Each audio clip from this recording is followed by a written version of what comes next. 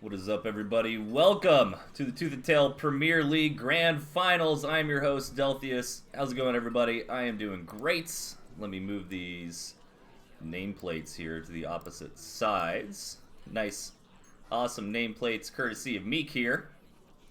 So this is really exciting. I'm super hyped.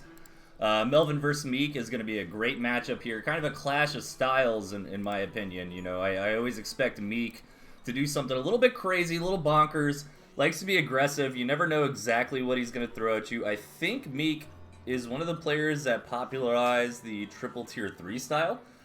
And meanwhile, Melvin is kind of the other type of player that I talk about a lot, who typically uses the same kind of style in most matches. He likes his snakes, he likes his owl setup. So I'm curious if he will be changing things up. This is not a best of 3, it's a best of 7. I am all over the place.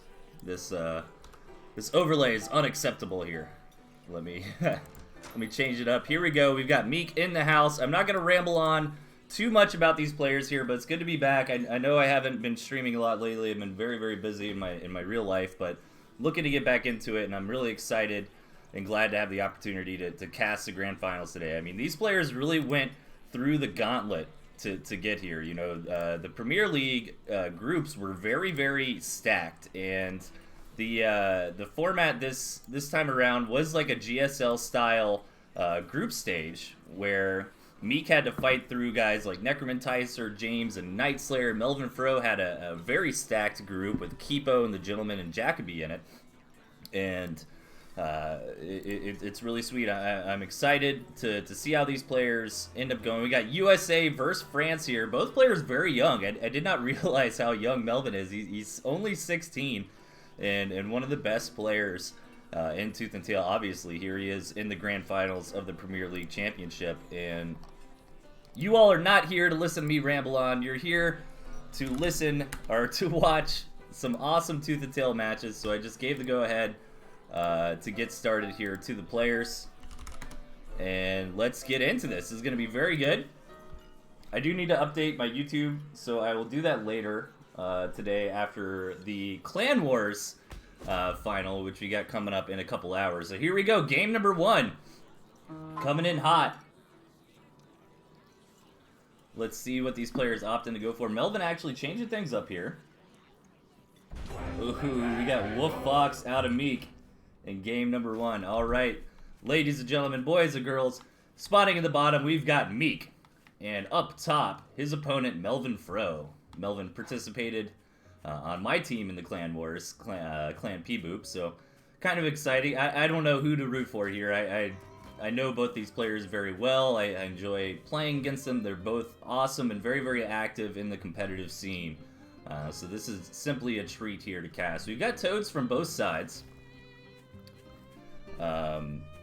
And let's see how these players are going to evolve. So actually, very aggressive opening from Meek, to be expected, but Melvin actually opens up with a 5-farm Warren as well.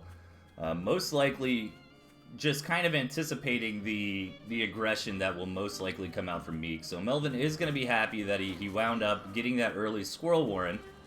Comes in for the check, does realize it is a double. Meek is going to respect that, put down his own double as well. And this is a nice map for aggression. It's pretty small, rush distance here, so that's exactly what Meek is looking for. He's trying to get some early game damage, but Melvin is on top of it. Meek is going to have to go back home for now.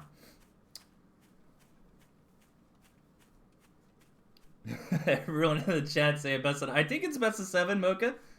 Is that right? Do I have it wrong? Okay. I think they're memeing. Best of 9 is kind of a memeing thing in the scene here. So let's see where the game goes from here. Again, very smart. I don't feel like Melvin wanted to do the 5-farm opening. He just understands that Meek is very aggressive, tends to do this most games, especially on a small map. So it's actually just kind of a defensive posture. And way back in the day of like 2017, 2018, you would see players do that quite often. You know, the 5-farm Warren opening was a little bit more standard actually than just going straight up to 8 farms. So we do get up to 8 farms and a double here from both sides. Getting into some expansions. Let's take a quick peek at the map. I mean, honestly, I feel like I like it better for Melvin here. But not by a whole lot. I mean, Meek is pretty okay. He's got 4 bases over here, nice and tight. Getting that tier 2 Warren up and rolling. Chameleons coming out for Meek. And I'm not sure exactly the relationship with Chameleons and Toads these days. Maybe you want to use those Chameleons to tank the Toad hits for your tier 1. Or maybe it's vice versa. Maybe you want the Chameleons to stay alive. It's like, yeah, my tier 1 dies, but I still got those cams here.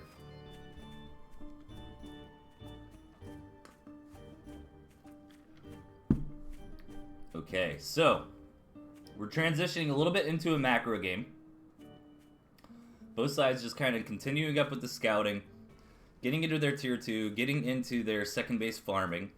But very respectful from both sides. Meek is going to move out. The Toads clash. I think that Toad trade actually favored Melvin a little bit, as the Toads basically traded with Meek's Toad, but also got some damage on the cams. Meek does end up getting a Warren, though, which is pretty important. However, losing that tier 2 is a pretty big deal. I think I'd rather be on Meek's side. I mean, a Warren is only, 10 seconds to build. Chameleon is 20. So yeah, so nice little move out here for Meek, just continuing to try to apply pressure, but really a no harm, no foul situation. I think I like that trade a little bit better for Melvin, but it wasn't game ending or anything like that. It still feels pretty even here. Melvin trying to get into that double tier 2. I love the fact that Meek is running Wolf Fox, but will we actually see it this game? I don't think so. Here comes Meek again, trying to push in, get some better toe connections this time around. His Chameleons are getting on top of the Warrens. The Falcon in the air is doing a ton of damage, a healing from these pigeons, really stopping the damage coming in from the squirrels. Meek has to back up, but that time around, I feel like it did a little bit better. You know, again, Meek trading some units, actually keeping the cams alive this time around, and knocking out some Warrens in the process. So, Meek should probably be feeling pretty good here. Okay, the Fox Warren is down. Yeah, I should probably move that over.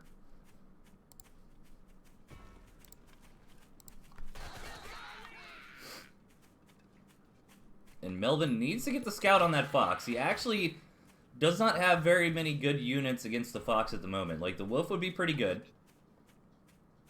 Kind of speed up the units, but Melvin actually hasn't been able to get in and scout for quite some time. I think he's worried about every time he tries to go in, Meek just rallies his units forward.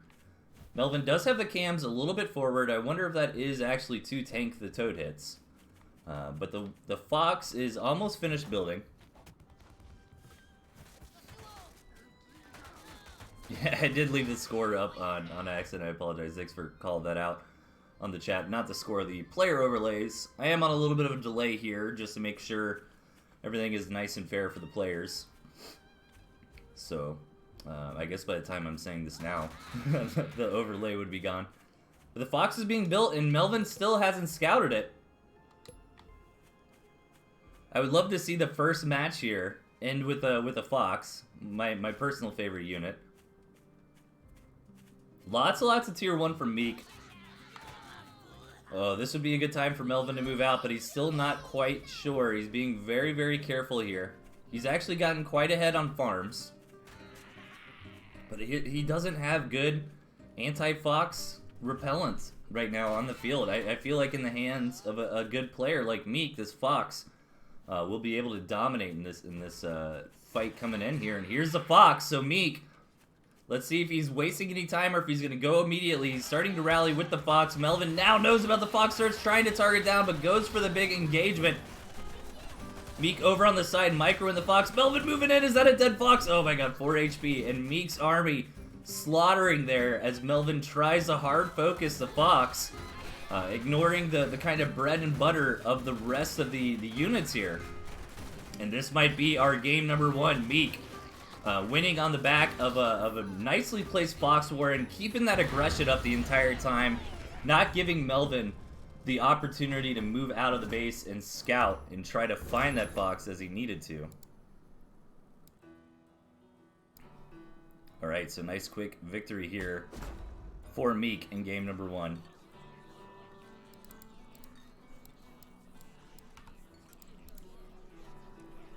Let's see what these players decide to go for.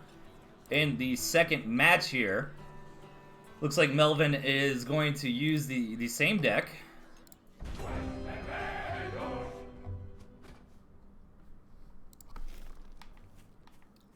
Okay, spawning on the left-hand side from France, we've got Melvinfro, and his opponent up top from United States of America, we've got Meek. Alright, this is a pretty large map this time around. So, let's see how the players are going to evolve from here. Meek actually changing things up, and this is kind of what I expected out of these players. Like, I feel like Melvin is what I call a holy grail player who searches for, like, the best deck, you know, for the current meta, and really tries to utilize that quite effectively. You know, guys like Airlu or this guy come to mind when I think about players like that have had a lot of success. Meanwhile, Meek is somebody who likes to change it up, and not changing it up significantly. Like, still has that Squirrel Toad Cam core, but getting the boar this time around. Of course, no wolf or fox. Meanwhile, Melvin still does have that wolf. And of course, the wolf's favorite tier 2, the chameleons and falcons here.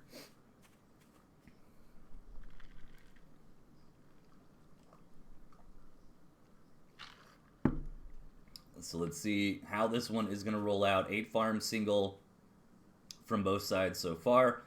Nice and big map, so I anticipate this might just be a greed war. You know, quick second bases from both sides. And then kind of scouting, seeing how many farms your opponent builds on the second. And trying to stay just a few farms ahead of that. So Melvin knows it is nice and safe to go up onto a second base on a single Warren here. They're going to continue the scouting. So both sides scouting quite nicely so far. This map does tend to favor Melvin.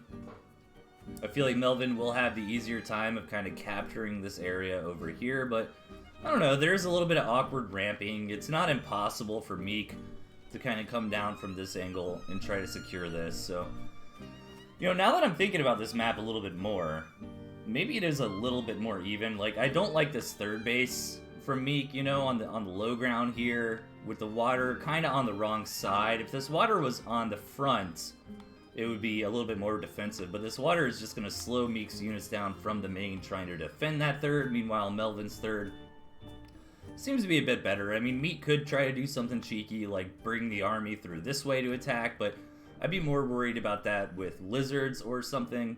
You know, trying to squeeze the entire army through that little choke would create a concave versus convex scenario, which you don't really want. So maybe this is more of a situation where both players kind of have 3 bases, and then if the game gets really, really long, they might end up just fighting over this area, and whoever has that map positional advantage would end up taking the game.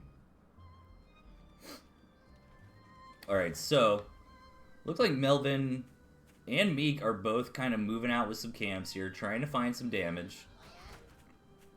Where is Meek's cam actually rallied to? It's going to rally all the way down here. I like that a little bit better. Melvin is moving in. He's going to get the Warren and a pig. Very nicely done here. Going to try to escape with this chameleon. Meek can utilize that stealth reveal, however, and if Melvin's commander goes down, it's not going to be good. Melvin is stuck on the other side of the map with these cams, desperately trying to get out, and I think he actually threaded the needle there. Really, really nicely done. I was worried when his commanders started moving this way, the commander would just straight up die. But wow, quite nice, and even Meek panicking a bit, you know, hitting that rally all button and moving his chameleons out of position for the harassment. So Melvin ended up getting a Warren and a farm there for free, and decides now is the time to transition to Wolf. Meek does see that wolf, and again, his chameleon harassment gets denied just because he needs to go home and desperately get into his own tier 3. Now the question is, how many tier 2 can Melvin start stacking? With the wolf, you want as many tier 2 as possible. You want to kind of go down a little bit on tier 1, or at the very least, try to wiggle your units around to ensure that that wolf buff gets on those tier 2s that you need it on. Third base coming out here from Meek. But I think this is still okay for Meek. I like this idea a lot. You know, getting ahead on the third base. Melvin is not going to move out until the wolf is on the board. And a bit risky because he is investing a lot more into eco when he knows an attack is probably coming soon. I don't know, actually. With Wolf, you don't necessarily need to move out right when you get it, like with a boar or a badger or something like that. I mean, a lot of time players do opt to just kind of stay at home with the wolf, buff up the farms, increase the production rate of the warrens. So yeah, I like this from Meek. He's a little bit behind. He gets ahead in the economy. He's got his own boar going. He's got the snakes. He's going to have to focus on microing the snakes on the next big engagement.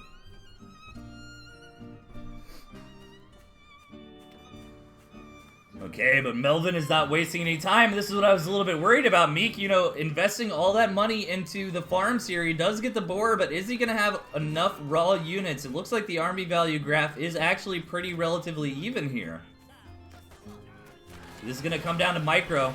Trying to hit this boar, trying to kill the wolf. The boar goes down and takes a ton of units with it, but is the wolf buff enough? No, it doesn't look like it. Meek cleaning up that army. That boar explosion was absolutely brutal for Melvin. It hit like all of his units.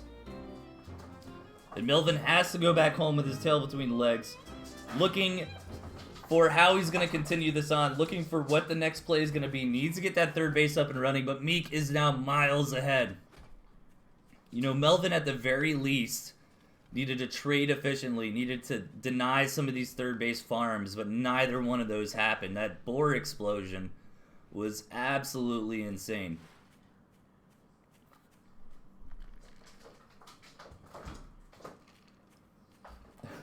My cat's got the zoomies. I don't know if y'all can hear it. Running around. I think she senses my energy. So, now she wants to play. And again, these three bases over here I was talking about earlier on, Meek is starting to claim that on the back of having the better map advantage here from that previous engagement. And this is starting to go from bad to worst for Melvin.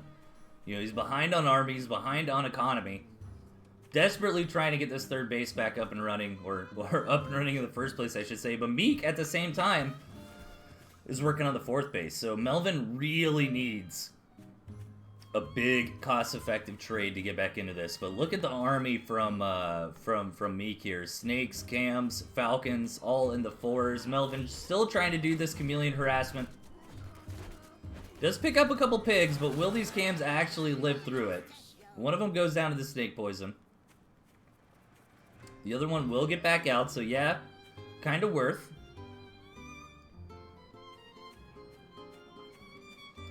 Alright, Meek is in position to move out and close this game. 12 toads here. I love seeing these late game toads. They just pack such a big punch, especially paired with the boar. You just have so much AoE on that boar death when everything's already softened up by the AoE from the toads. Meek is not messing around anymore. Gonna slam in here and try to go 2-0 in this series so far. There it is, Meek with a resounding lead early on. Let's see if Melvin can bring it back in game number 3.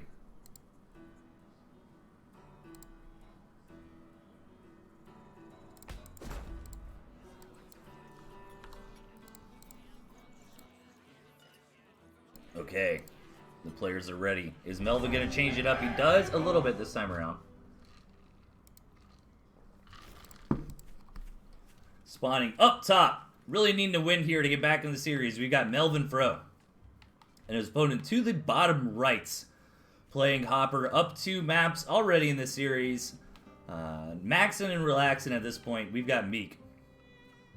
And this is where, I mean, obviously this is incredibly stressful, it's a big televised game here. People will be watching these VODs for a while, new players and stuff like that, trying to look to get better. So the stress is on for these players, and I can't understate how important that can be. Just the psychological aspect of this, Think of how different these players are feeling in the series at the moment. Meek is up 2 games. He's living large. He can lose a map or 2 and still be totally okay. If he wins this one, he's on match point. Meanwhile, Melvin this is where the mental fortitude of a competitive player really needs to come in. Melvin needs to keep his head centered. He deserves to be here. He made it all the way to the grand finals. He can definitely beat Meek. He's just got to make some adjustments and figure it out. You know, as long as Melvin doesn't start stressing out or getting a little bit worried, he should be okay. So let's see how Melvin kind of handles this map. You know, quick Warren out of Melvin, just again respecting the fact Meek is known for some aggression. Melvin actually opting for a very, very tier 2 heavy deck this time around. He's probably going to look for a timing. You know, maybe a 2-base push, like right before the boar is finished.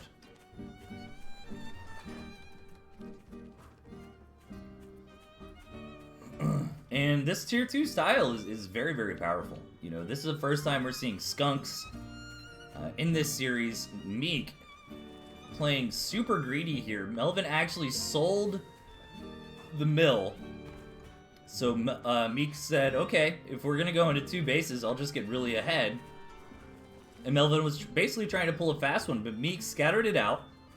He knows what's coming, and I'm a bit surprised Melvin is going for the snakes first. I think that's kind of a Melvin thing. Snakes are like his favorite unit. He's very good with the micro on them. But typically at this phase of the game, I think you'd rather have the skunks, since you know the response from Meek is going to be to build a lot of squirrels, and the skunks can of course do quite nicely against the squirrels. But let's see it. Melvin's moving out. He's got the pigeons here to help micro the snake, but no. Just going to decide to go home for now. Keep the tier 1 pushing. Maybe he's going to wait for that second snake to come out and try to get some harassment done. Meek is a little bit ahead on economy, but not by a lot. You know, Meek wanted to go for straight up 4 farms right off the gate, and at least Melvin's fake out prevented that. So Melvin will be just slightly behind on economy, however, does have the tech advantage here, does have the snakes out. But again, snakes' weakness is kind of mass tier 1 here, just being overwhelmed by cheap units that you don't really care if they die. So let's see. Again, Meek is just playing very, very greedy. We see this a lot at high level play. The name of the game in any RTS is more money, less problems. You know, we could talk about fancy micro and counter plays and harassments and splitting armies and backstabs. None of that matters if your opponent just has more money than you. Like, they can have the wrong units and still win. That's how RTS works. So Meek is getting ahead in that regard. Melvin, however, though, wants to probably hit a timing with a lot of tier 2. But I don't know. I feel like this window is closing. You know, Melvin can't trade tier 2 for farms at the moment, I don't think. You know, Melvin just needs to get his own farm counts going and stay on parity here with the economy. And Camp Snake, you know, for tier 2 to have is quite a nice combo. The cams will get up there on the front, you know, tank, deal a ton of damage. The snakes are kind of the micro focus. You're going to be using those to tag specific units.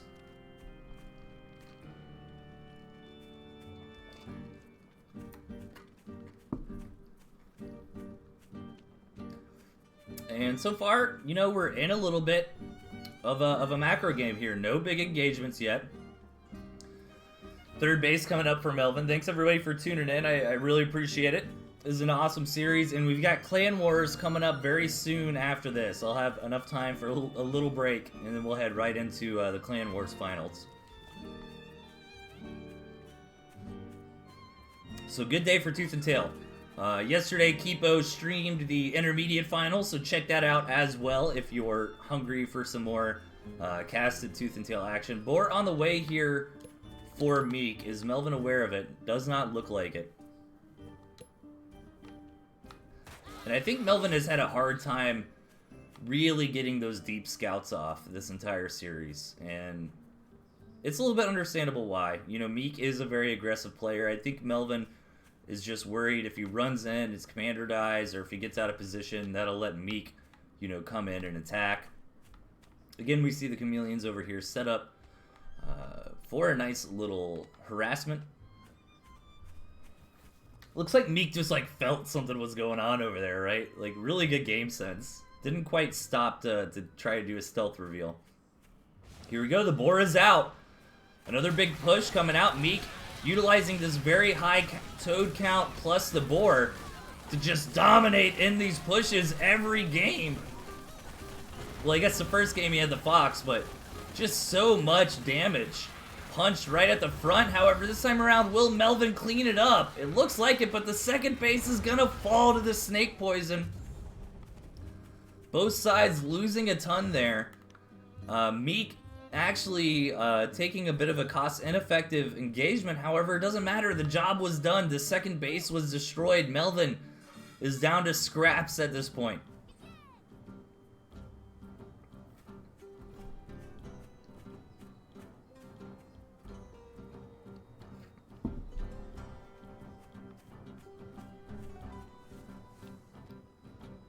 Let's see if Melvin can figure something out. I was actually pretty hyped for Melvin that time around. It looked like the engagement went okay for him, and it did, but the mission was successful for Meek. That second base was destroyed. This is Melvin's last chance to do something. But with Meek having the better economy here, I don't know if Melvin is gonna have enough units. He's got to bust through this. He's gotta return the favor and knock out that second base, but seeing that boar is probably a tap from Melvin. There it is.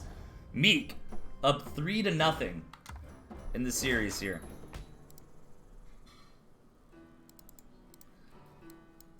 And again, these players have completely different headspaces at the moment. You know, Meek is living the dream, man. He's 3-0.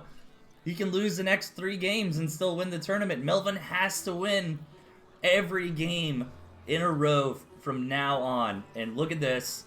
He's saying, you know what, man? Every map, you are knocking me out with that toad boar. I'm going to do the same to you this time around.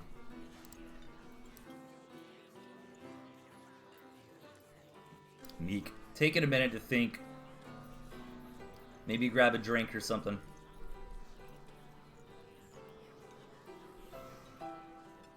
I'm super excited. This has been a lot of fun so far. I hope Melvin can bring it back. Yeah, and Meek is just going to start playing with some wonky stuff here. See if he can win with a crazy, interesting strategy. In the bottom left, we've got Meek. And up in the top, Melvinfro. Alright, I did update the scoreboard here, right? Yes, okay. Everything looks good. Okay, so I have actually played against Meek using this deck like a while ago, a couple months ago, I feel like. And very powerful. I think what Meek is going to try to do... Let's see how good the map is for this. It's actually not bad. Meek probably wants to get an artillery cannon somewhere around this cabin. You know, pressure, deny Melvin from ever taking this base. Take these 3 here. And start just macroing up to Owl. Utilizing Fox to kind of harass. Now, Melvin actually did not decide to go with the Toads. Which will be good for this, but I feel like those pushes that Meek won games 2 and 3 with, those Toad boar pushes, were very heavily reliant on the Toads, right? That enormous amount of AoE damage up front from all the Toads blowing up, and then followed by the boar explosion to just finish everything off was working quite nicely.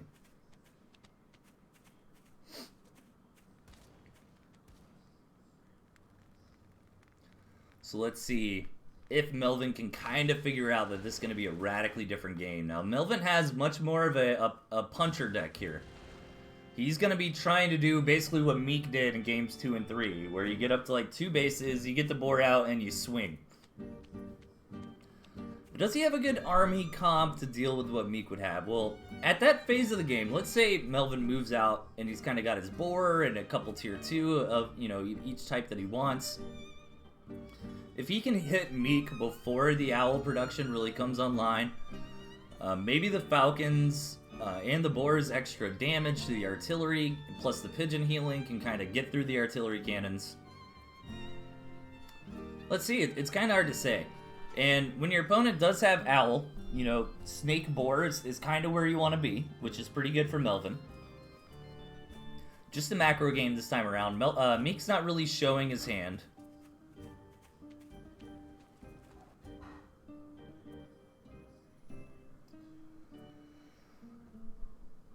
Meek is just trying to win with a crazy deck here. Maybe this deck isn't so crazy. A lot of times I call decks crazy, and then I see top players in the chat say, no, Delthius, it's actually like a really strong deck, and you're crazy. And if that's the case, fair enough. But we don't typically see things like Owl Fox or Artillery Cannon in high-level competitive matches.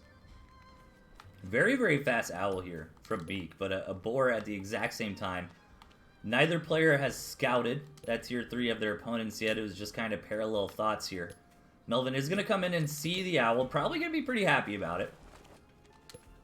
Because the Boar is the unit you need against the Owl. But that's where the Fox comes in. The Fox beats down on the Boar. Owl Fox is a really cool combo because traditionally, I mean, the modern style of Tooth and Tail where, you know, players started adding in snakes to the mix and that sort of thing. Make this a little bit less true, but traditionally back in the day it was like Boar Badger was good against Owl, Owl was good against Fox, and Fox was good against Boar and Badger. We got a little bit of lag here, unfortunately. We might need the TOs to chime in. Hopefully this lag does not actually lag all the way out. Come on! Something like this always happens.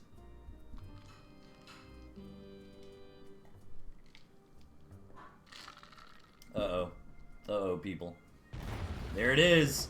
Melvinfro disconnecting.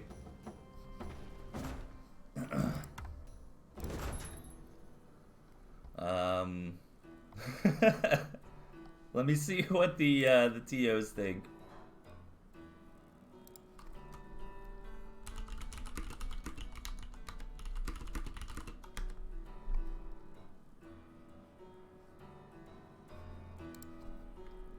I am getting in touch with some TOs to see how we should handle this. I mean, at that phase of the game, it was pretty even. So, in my opinion, it's like, should we just play again? You know, that can't be a good ending.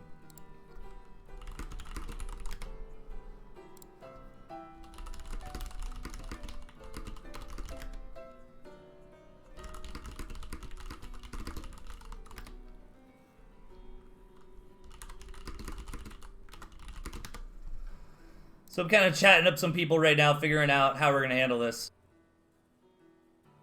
Hopefully Melvin's internet didn't, like, just straight up go down. I reached out to both Melvin and Meek, as well as the TOs here.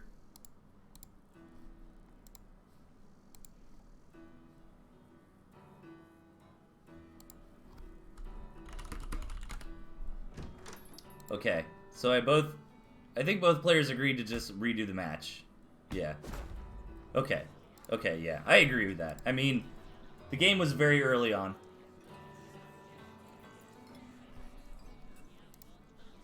Always unfortunate. You know, it stinks we don't have a resume from replay or anything like that, but it is what it is. I don't think it was intentional or anything like that.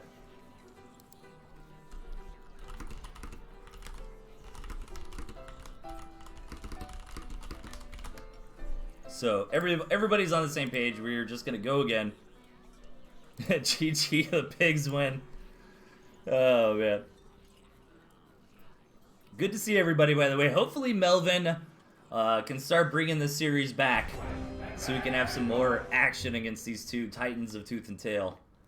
But we shall see. In the bottom, hopefully with the internet fixed, we've got Melvin.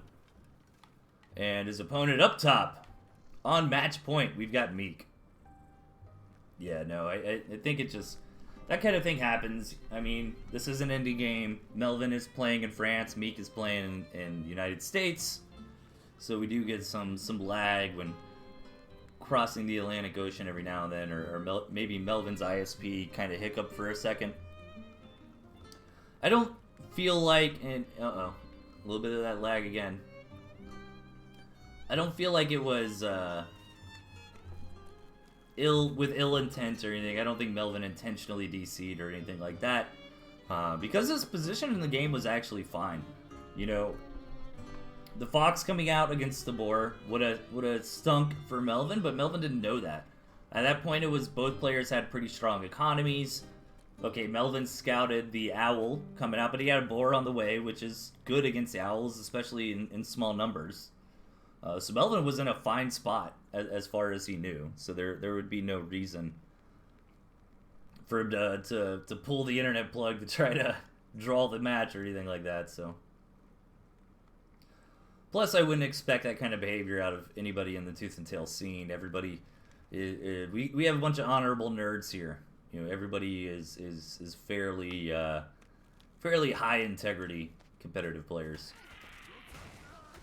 Oh, quick expansion coming out from Melvin.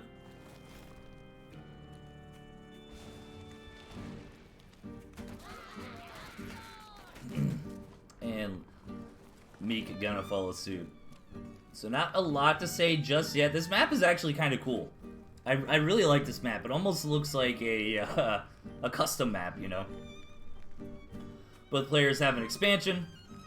Yeah, Meek's up on the high ground, which is nice. Melvin is up on the high ground, which is nice. Meek has a little bit of emotes around his expansion, a little bit awkward trying to attack into this. There's a cabin in the middle.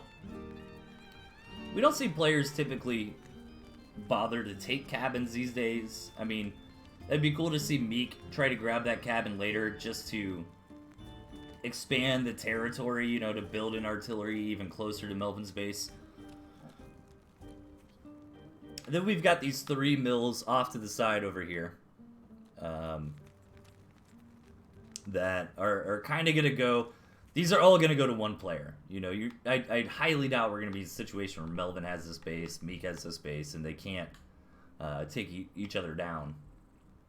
So these are kind of going to be rewarded to whoever has the map advantage when we get to that 3rd base stage of the game, which could actually be sooner rather than later. Again, Meek is going to go for that double tier 3 here.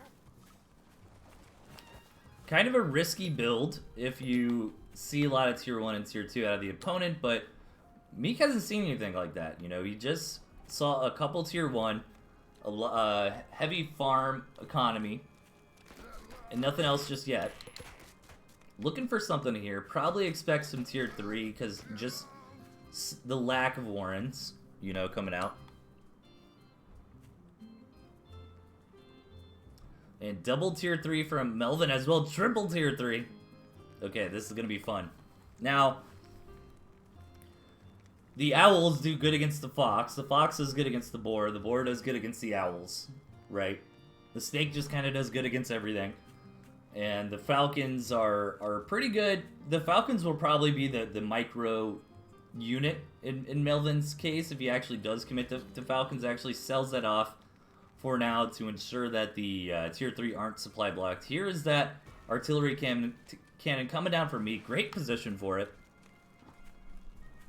Up here on this little platform of high ground that Meek has.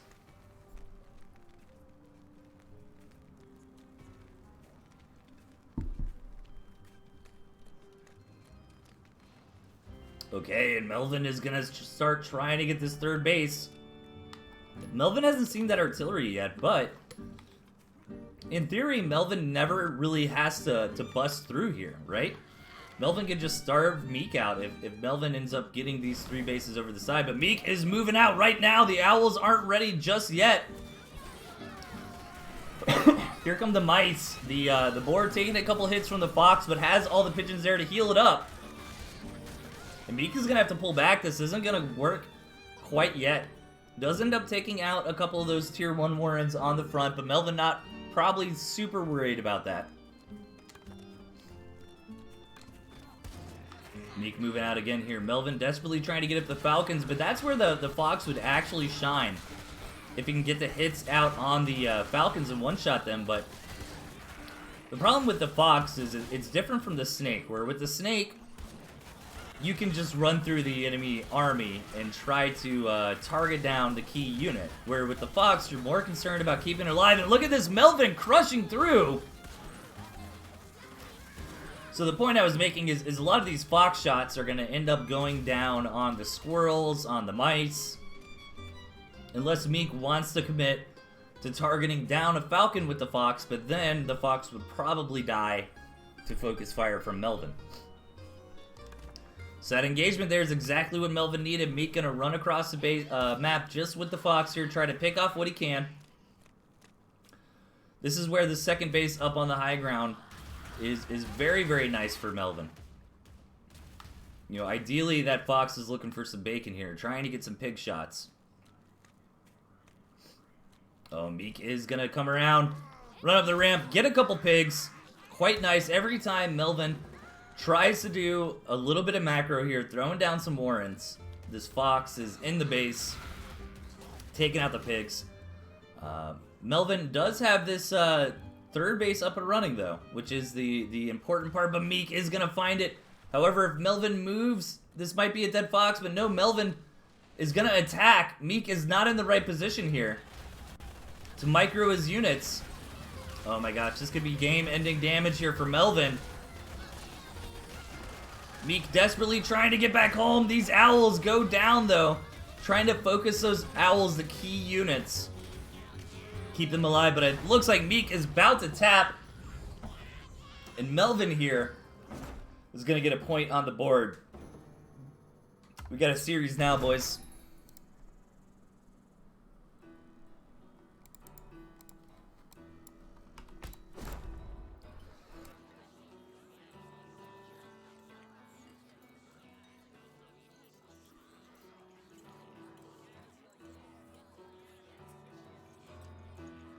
Okay, 3-1, Melvin managing to get on the scoreboard here, with Meek being a little bit ambitious with the Fox plays there, and just finding himself out of position for the big attack from Melvin.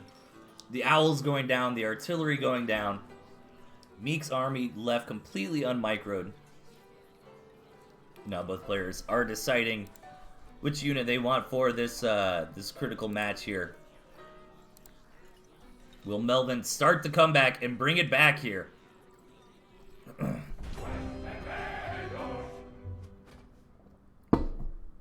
Let's find out. Hopefully the lag issue gets resolved. It isn't bad. Spawning in the bottom, fresh off a victory. Hopefully in higher spirits now. We've got Melvinfro and his opponent up top. Rocking and rolling out the gate this series. On match point already, we've got Meek. And Meek with a little bit more of a no-nonsense deck this time around. He's got Squizzard. First time we're seeing Lizard in the grand finals. And look at this, like, look at this main base for Melvin. This is the most un-Lizard friendly map spawn I think I've ever seen. Just one entrance, water all around. There's no way you're getting into that main to do some backstabbing. This map is very awkward. Like, there's a lot of mills, but they're very congested here in the middle. You know, I think both players can wiggle out a second base far enough away from each other, but once we start getting into third base and even fourth base, I mean, these territories are going to be touching here. And Melvin does have the barbed wire, which is quite lucky considering this is the game that Meek decided to pull out the Lizards.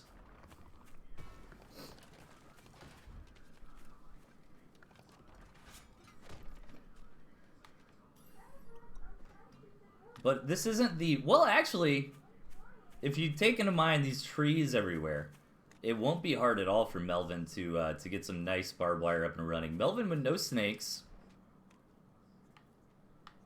Coming out here, gonna poke and prod with just a couple squirrels.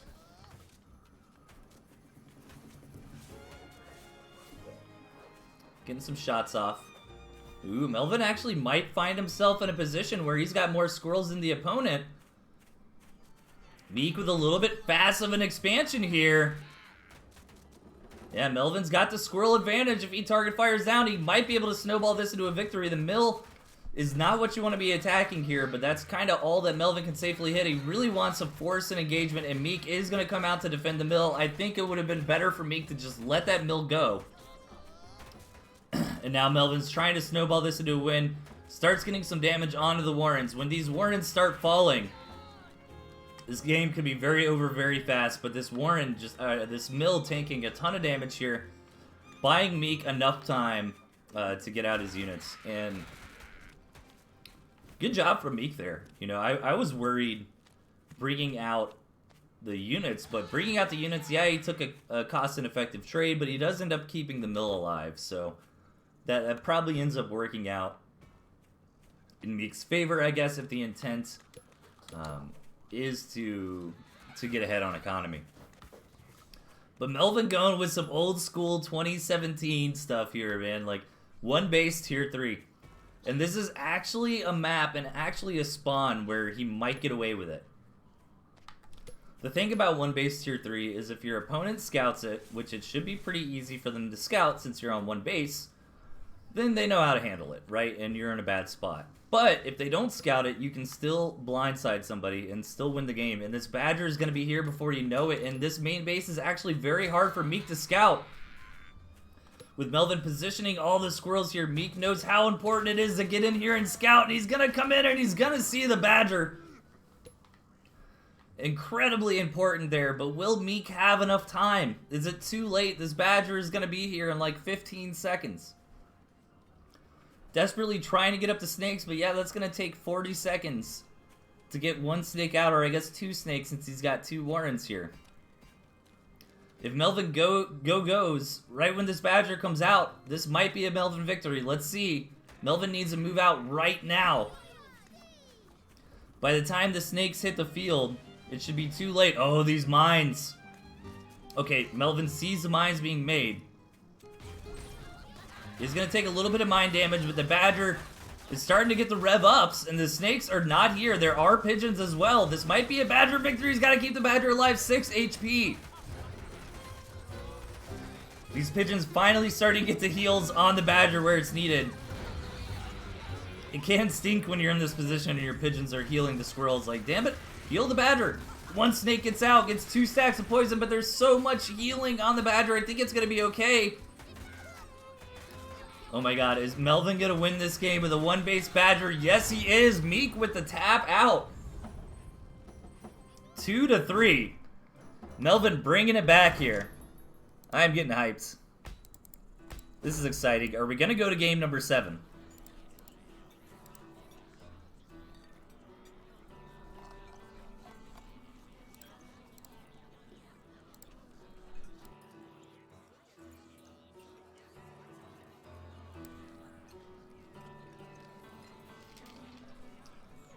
Oh, that was sweet. One base Badger push, man. And it was the map to do it. That was a really smart call from Melvin. And Meek still knew he had to get the scout, but it was just so hard to get that scout all game long. And by the time that he saw it, it was just too late.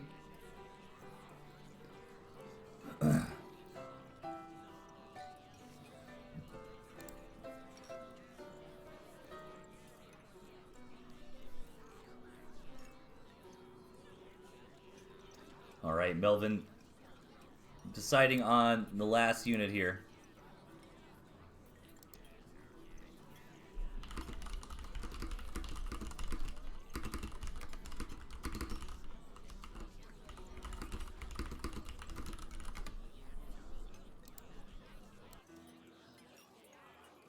Melvin deciding what the last pick will be. There we go. We are hopping into it now. Alright. Spawning in the bottom, starting to make a comeback here. We've got Melvinfro and his opponent on the top right. Meek still on match point, going back to the deck that got him the victories in matches 2 and 3 here. And honestly, I'm quite impressed with this deck for Meek. I need to start playing again, and I might just steal Meek's deck here. Like, I gotta go back to game number 1 and see what he did for the Wolf Fox. Because Wolf Fox is like one of my favorite ways to play, but I know it's not that great compared to other things you could be doing, you know? But I honestly, like, I feel like this deck out of Meek here, very, very powerful. Like, I'm totally a believer now. Those toads in the late game, when you get like 12 or 15 toads, they go in, they soften everything up, they deal a ton of damage, and then you've got the board to just clean it all up, you know? You got the snake in there, the Swiss Army knife unit, kind of good in most situations. Can never really go wrong with Cam Falcon, so I like it a lot. Melvin, this time around, gonna be the guy with the Squizzard. And the Badger Pigeon, actually, you know what? I do like what Melvin's kind of putting down here. I think he might have a bit of a weakness, like a mass Falcon ball in the hyper late game, but I'm not sure if Meek would even go that route. He's got a lot of options for what he wants to do there.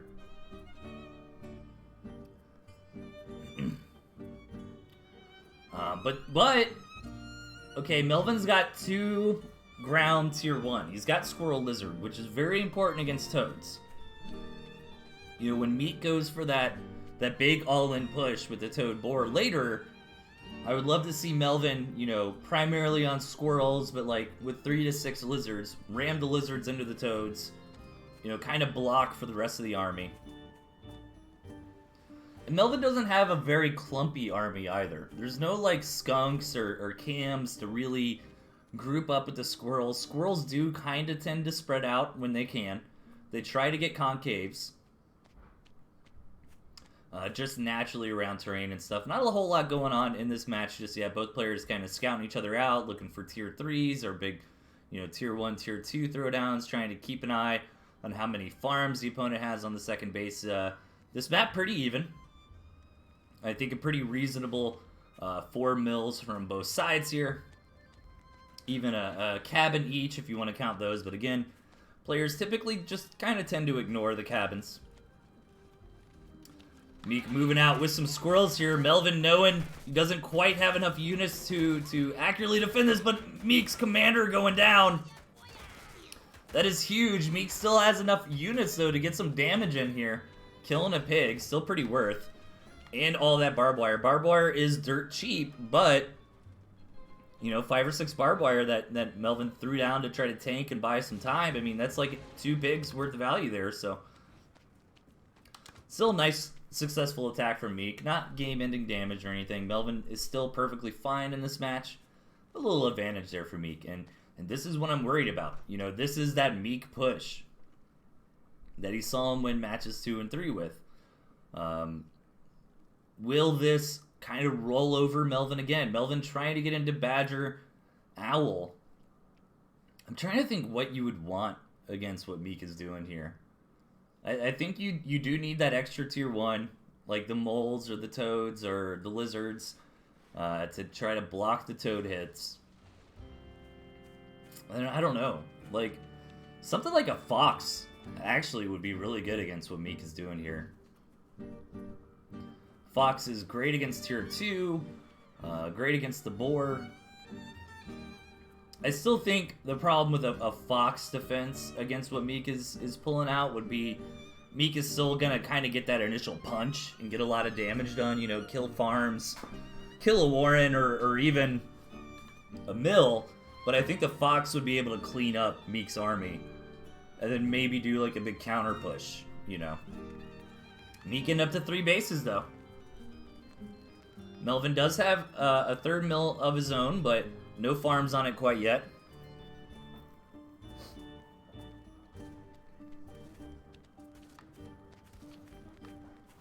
Meek is going to come in here, actually get a really good scout. Sees the Badger. Sees that he's ahead on the 3rd base. Yeah, this was what I was worried about earlier. That's interesting Meek is going for it. I feel like I know what I'm talking about. Like, Melvin's composition seems weak to a lot of Falcons, and that's what Meek is going for. Meek actually totally transitioned out of tier 1 completely. Just going to utilize the boar on the front line to tank.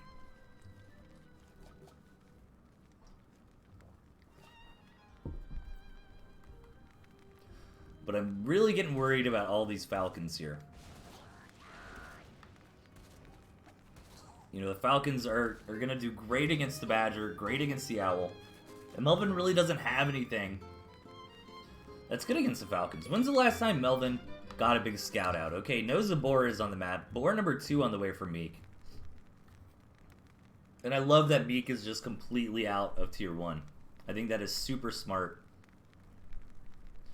Big economies from both sides. Even bigger economy from Meek. Meek is just completely macroed up. 27 farms here for our young American player. Meanwhile, 4 tier 3 from Melvin. Actually, 6. I know how to count, and that is 6.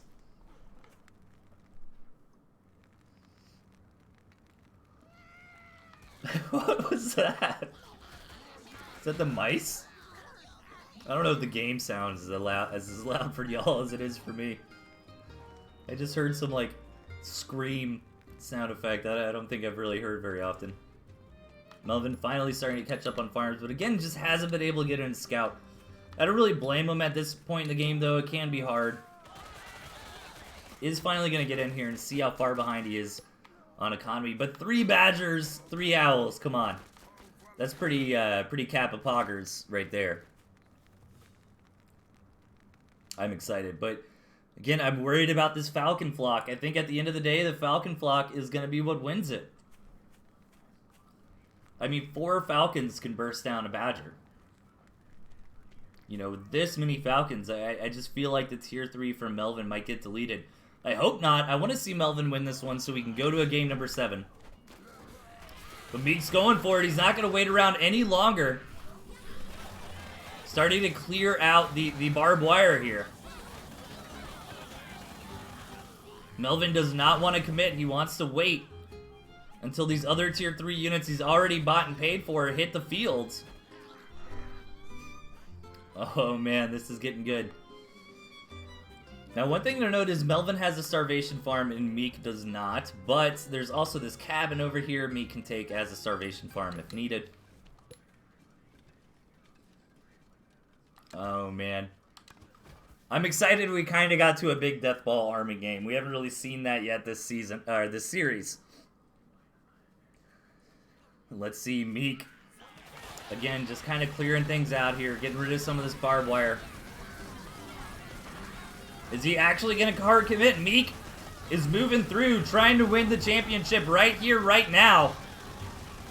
So much damage out of the Falcons. Only 2 Badgers remaining from Melvin that can hit the air, and they all go down, and that looks like it's going to be it.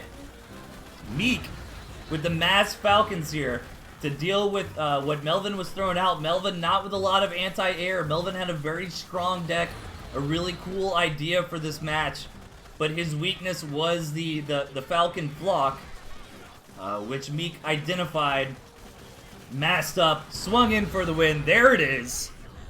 GG. Meek is your TNT Championship 2021 Premier League Grand Finalist. He is your champion. Congratulations to Meek. Well fought series here. Well deserved victory.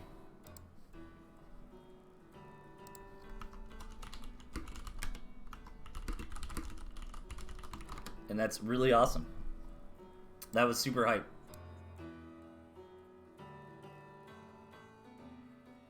So I'm seeing if Meek wants to come on, say a few words.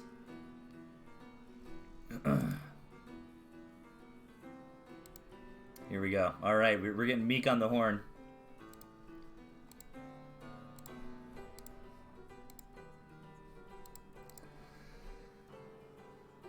Meek, how's it going, man? It's going well. Congratulations on the big win here. Thanks. This is, like, aside from like a very recent PBC, my first ever tournament victory over Melvin.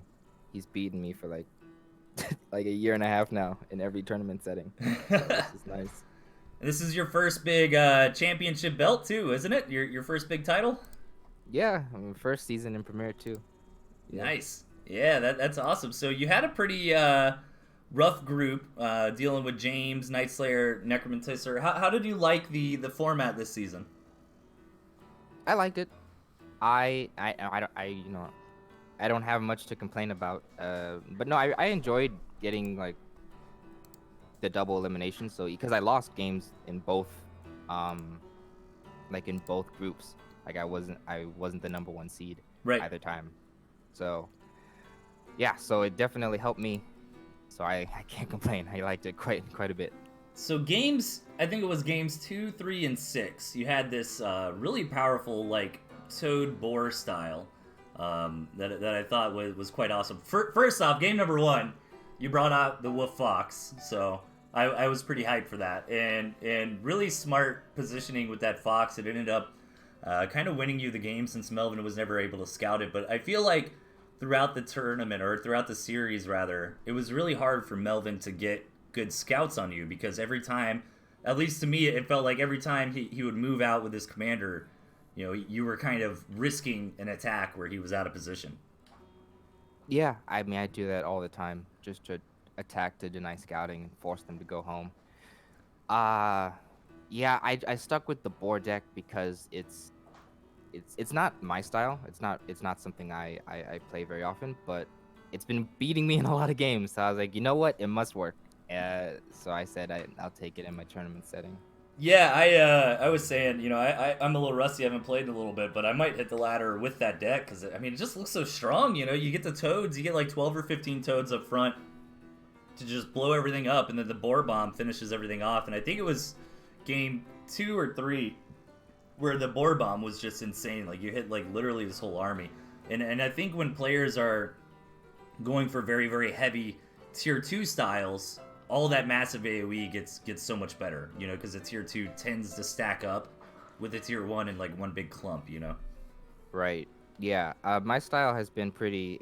It doesn't do too well on Melvin. I like to do a lot of poking and a lot of Fox Micro, a lot of like I like low economy games. I don't really like going past 3 base. Right. But that's kind of Melvin's style. He really likes to hunker down and hold down, defend, and then push with a big army. And if he just holds my pokes, then I end up behind and I get rolled later. So I had to kind of play more his style, I thought, and it worked out. Yeah, I mean, you're really aggressive. So what's your take on moles? Do you think they're just not in a good enough spot, fortunately, to Moles are in a terrible spot. They're I like the game more with weaker moles. I agree. I think moles are more is viable. Right. But I think next patch they should do something to it, because it's definitely like I take it sometimes. Yeah. And if you catch someone off guard, like by surprise, then I think that's great. But it's I don't quite think it's good enough right now. Yeah, and I wanted your take on it because I know you're one of the more aggressive players, but I totally agree. I prefer the meta where a unit is kind of bad rather than a unit is like an auto include in every single game, because it's just so powerful, Yeah. So that was sweet, man. So you went up 3-0, and you're probably feeling pretty good. I saw you whipping out the artillery there. The artillery Owl Fox, I think it was. Were you kind of memeing, or do you think that's a really strong, viable deck? Or I mean, you're up 3 games of the series. You can kind of do whatever you want at that point. I don't think it's the strongest deck. The build order I like to do, it was because he was teching early on me that I wanted to play it, because he was going into tier 2 really quick, and typically against someone who does that, I'll take an arty, and the moment they drop their tier 2, I'll put a very forward arty down, and then it'll build, and then I'll go Fox right after that. Right. But the map was too big. I couldn't get any aggression. Fox would have been terrible there anyway. It proved. I wasn't expecting the owl. I was expecting badger or boar. So boar owl kind of put a monkey wrench in my plans. Yeah. The what was I gonna say? Okay, the games where you lost, I feel like they were both for really important reasons, especially for someone trying to learn the game or take the game more seriously.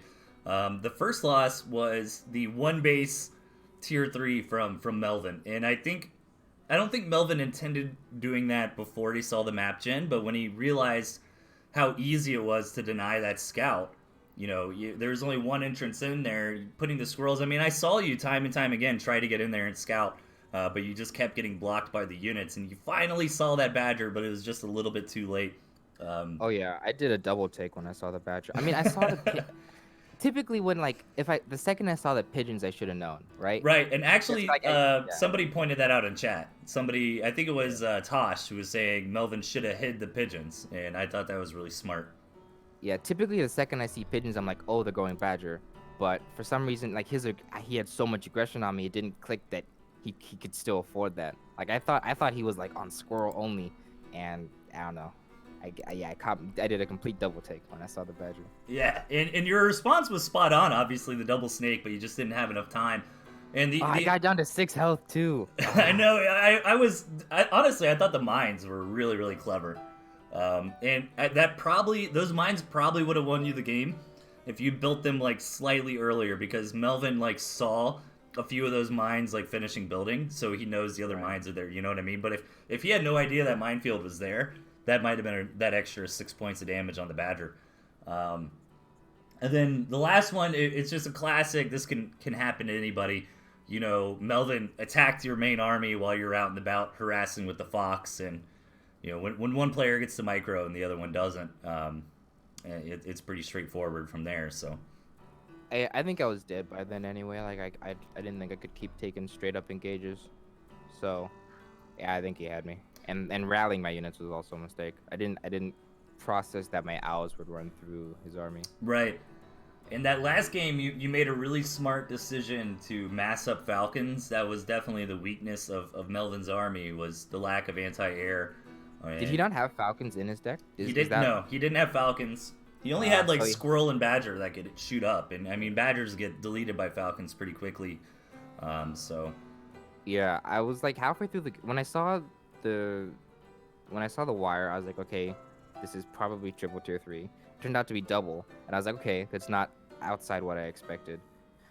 So I was like, you know what, I'm gonna 4-base, and when I went up on the mill, and then I scouted again, and he had put wire down to seal off his other 2 bases, which like to me signifies he's not gonna push in when his first 2 tier 3 pop.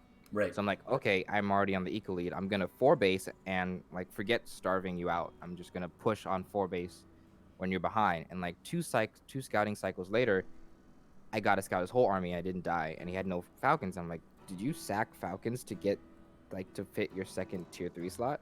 Yeah. So then I just masked it and pushed. Yeah, another good thing about that match as well was you were basically like 1 base up the entire time when they got into 3 and 4 bases. You know, I think Melvin throughout the series had a really hard time scouting you. And I think that had a lot to do with your victories. And I mean, information in RTS is so critical. So no, absolutely. That deck in particular, it's a brute force deck for sure. Yeah, it looks really fun. Yeah, honestly. It's hard. It's you have to play accurately. Right. And I think I've been playing that deck like against that deck for like a month, 2 months now, so I kind of know it enough so that I think I would be able to respond. But like seeing it for the first time, it took me like a couple weeks to wrap my head around. Oh, like this is like just a 1-push monster. What do you think the right response is to that board? I was kind of thinking Fox. Like the Fox isn't gonna help against that initial slam, but I think the Fox would really clean up, you know, after the fight. Or what do you think? Fox with defenses, getting a really good concave has worked for me. So spreading your units, and when they push, getting this around with mines. Probably Falcons too. Yeah, I mean a lot of things work. You just have to be on your toes. Right. And suspect like the 2-base bore. Like you just have to be prepared. Triple tier 3, if you can kite for long enough, it works too. You just have to like be ready for the timing. Like the 2-base push, which is usually what happens. A 2-base board push has been a staple in Tooth and Tail bag of builds since day one initially. So you've been playing for about a year now. It says on your nameplate March 2020. So what got you into the game? I saw Clash of Comrades. I would see the Clash of Comrades videos, and I was like, those are so cool. And Tooth and Tail was one like the first. It was on sale. I got it, and like I was like, heck yeah. And then from then on, it became, I don't know, my favorite RTS. So that's what I played.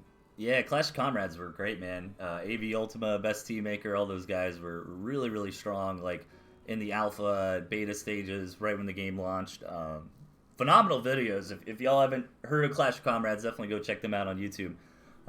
But I think that's about it. We got Clan Wars coming up in like 45 minutes. Any final words you want to say now that you're champion? No, I have no final words. Really, I'm out of breath. I didn't think this would go as smoothly as it did. So, fight me on ladder. Yeah. Well, congratulations, man. Well-deserved victory there. And I think it's awesome. I've seen you since you're more recent of a player. Like, I remember beating you on the ladder a lot, now I probably couldn't take a map off you. So it's really cool to see you go from like starting out to being the champion so quickly. So congratulations again, man. Thanks, man. All right, take it easy. And I think that is it for the stream. I will be back pretty shortly. At 1 o'clock, we are going to do the Tooth and Tail Clan Wars. Don't forget the next installment of the Gentleman's 21 Duels, the 2021 Duels, is underway at the moment.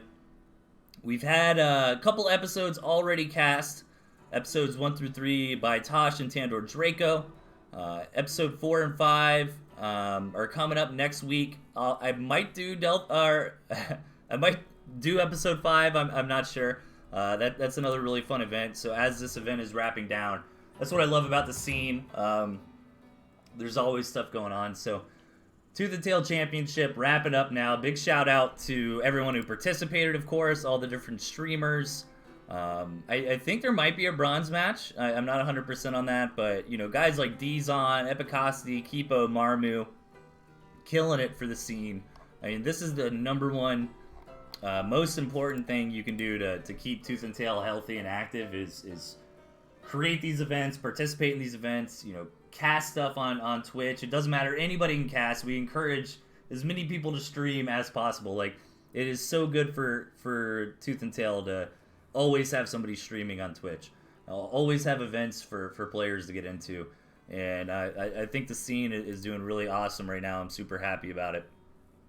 So yeah, TNT Championship is wrapping up. This is kind of an ongoing season style of an event though. So we will probably see Season 2 of 2021 at some point in the not too distant future. Of course, TNT Clan Wars is wrapping up as well. We've got Toad Road Gang versus Lizard Wizard Magic coming up in about 45 minutes. So if you're hungry for some more Tooth and Tail action, you don't have a long time to wait. In the meantime, go over to Kipo's channel and check out the intermediate match from yesterday if you're hungry for some more action. But ladies and gentlemen, that is it. I'm going to wrap it up. Congratulations to Meek. Congratulations to Melvinfro for taking the silver. You know, also quite a big achievement there. And again, like, look at these nameplates. Both these players so young, so good at the game. And it's awesome. Melvin plays a caps lock on. Mad Lad says stretch, so that kind of made me chuckle. All right, everybody. I will catch you all pretty shortly. Just going to take a little break, and we'll be back soon.